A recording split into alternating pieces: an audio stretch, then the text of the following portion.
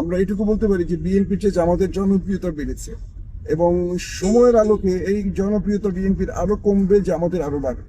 তাহলে জামাতের জন্য বিএনপির একটা দরজা খোলা রাখা উচিত। হ্যাঁ, তুমি প্রধান বিরোধী দলের চেয়ারে বসো, আমরা সরকারে বসবো, কিন্তু বিএনপি এই বিষয়টিও চাইছে না। বিএনপি তাকে প্রধান বিরোধী দলও রাখবে না, তাকে ক্ষমতার পাট্টারও রাখবে না।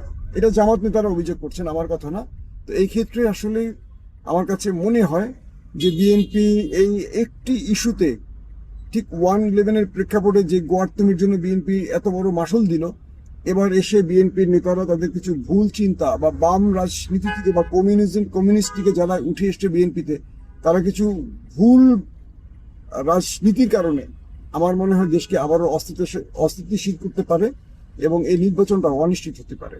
দর্শক, ইনশাআল্লাহ আগামীকাল থেকে আবারও আপনাদের আন্তর্জাতিক খবর দেওয়ার চেষ্টা করব। আজকের মতো বিদায় নিচ্ছি। আল্লাহ হাফেজ।